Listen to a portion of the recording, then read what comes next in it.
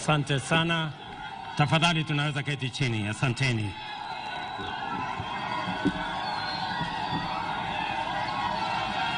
Mama Eileen Ogolla, watoto wake Lona na Joel, mjukuu wake Taji, pamoja na familia, jamaa, ndugu, marafiki wa rafiki yetu Generali Ogolla, familia ya wanajeshi ya KDF na wananchi wote wenzangu, hamjambo. Oya ore uru amoso ujo durua. Bwana Yesu asifiwe. Hebu mnisalimie hewani hivyo. Asanteni sana. Mimi nachukua nafasi hii katika maziko haya ya kiongozi wetu wa wanajeshi Generali Francis Ogolla, kwa niaba ya serikali nzima na wananchi wote wa taifa letu la Kenya, kuleta rambirambi zetu kwa Eileen, Joel, Lona na familia ya ndugu yetu aliyetuacha Generali Ogolla. Poleni sana. Generali Ogolla ni shujaa tuliyemtambua. As I said yesterday, General Ogolla was a consummate military officer, a passionate commander, and a patriotic citizen of Kenya of great humility and integrity. General Ogolla was appointed as the CDF in Kenya because of his credentials, his integrity, his professionalism, and he stood tall and deserved the appointment. As I said, I was very proud working with this man, General Ogolla. And I know for sure that I made the right decision. And if I had another chance to appoint him, I would appoint him again as the CDF of Kenya.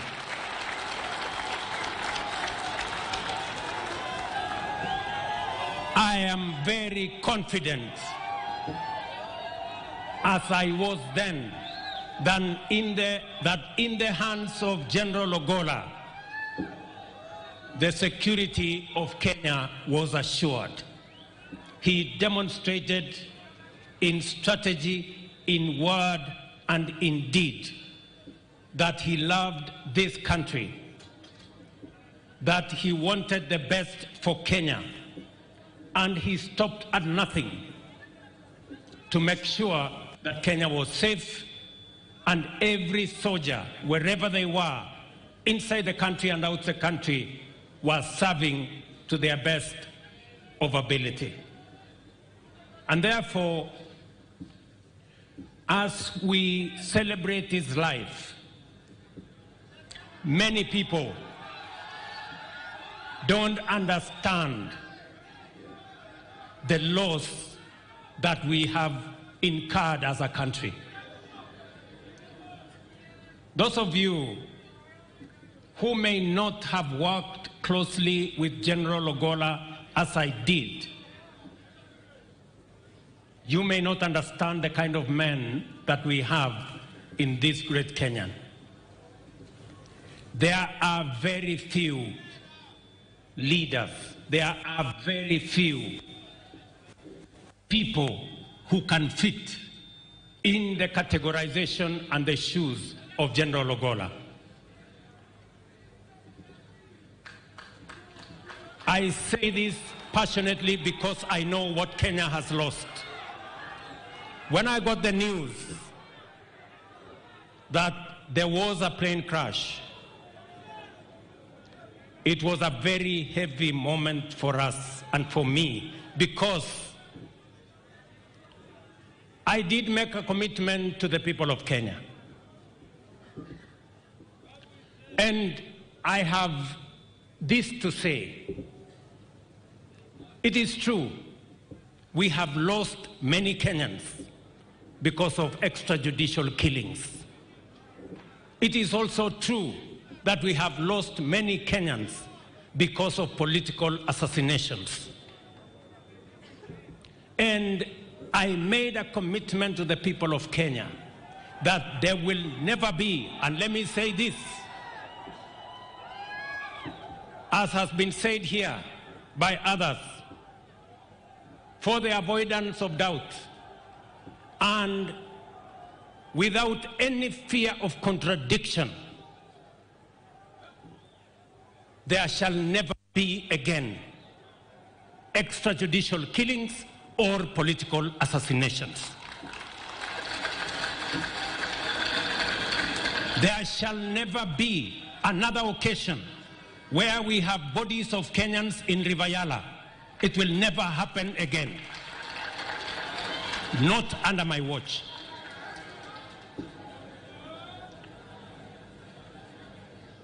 I have full confidence in KDF. They are our foremost professional entity in Kenya. They have demonstrated beyond any doubt their professionalism and integrity. And therefore, I have full confidence that General Omenda and the team he has appointed to make sure that all details are laid bare on the accident that took away the life of General Ogolla. I know the KDF are as concerned as I am, and indeed the family and every Kenyan, on the life of General Ogolla. And I want to assure the country that the KDF, our Kenya Air Force, have the requisite integrity and professionalism to make sure that there will be no shroud of doubt on what happened to General Ogolla. Let me also say, as a country, that for a very long time, ethnic bigotry, ethnic profiling, ethnic chauvinism has informed our politics and the events in our country. I want to commit to Kenya that we decided, and I committed, we are opening a new chapter in Kenya where every Kenyan will have an opportunity on account of merit and no other consideration. There is no position that is preserved for any group or any community or any religion. Kenya belongs to all of us. I want every child, as they grow in Kenya, for them to know that merit is going to be the yardstick for the far they can go in their lives.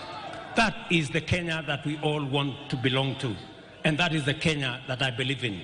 And that is the Kenya that I will work hard to make sure that it becomes a reality. That is our country. And therefore, as this great Kenyan, as we lay him to rest, he is a great example of humility, a great example of integrity. You can see the influence he has had on his family. His family is a great inspiration to all of us. In fact, they have made all of us strong because they believed in God, and their father brought them up very well. Joel and Lorna, you are great examples of children.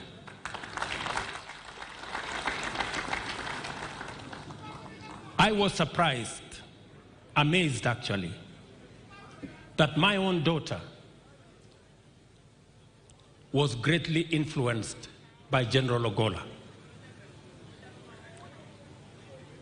And yesterday,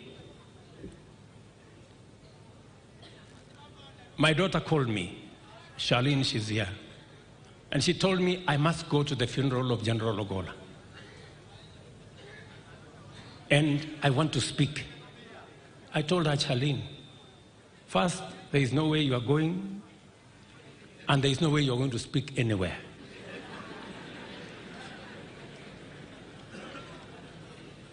So, but as fate would have it, she found her way here. And before I could notice, she was on the microphone.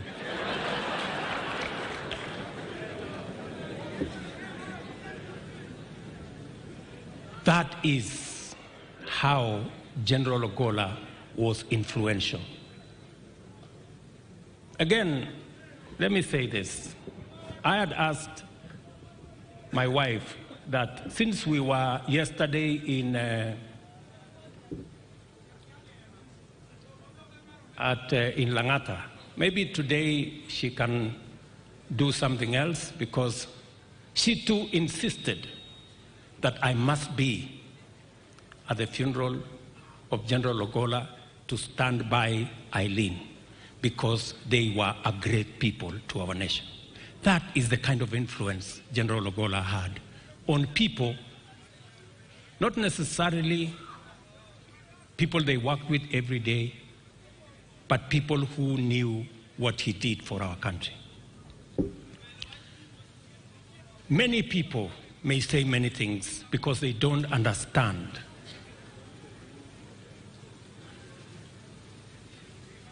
what those of us who have worked closely with General Ogolla understand about the potential that he would do for our country. I am very sure the generals here know that they have lost a solid man. And I wish we could all spare him and give him a decent send-off. He deserves it.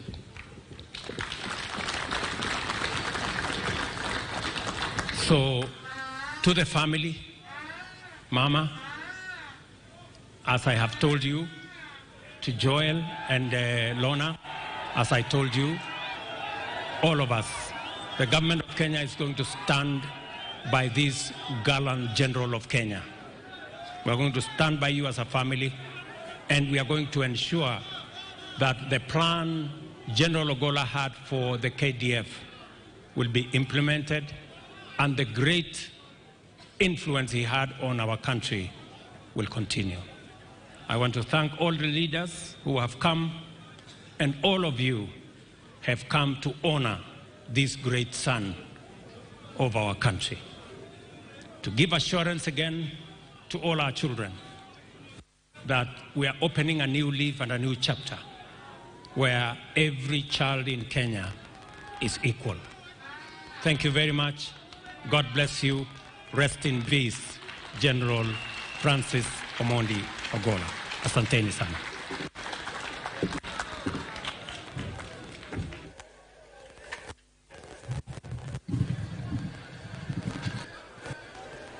Let us appreciate His Excellency the President one more time with a round of applause for his speech and his comforting words. Thank you, Your Excellency. Let us kindly take our seats. And His Excellency's speech ties a knot on the tributes, and now would like to move to the church as we get to the tail end of this service. And we'll start with the reading of the word today, and the reading is going to be done by Professor Julius Ochuodo, after which we shall hand over to His Grace, the Most Reverend Dr. Jackson Olesapit, to give us a short word of encouragement as we continue to mourn the fallen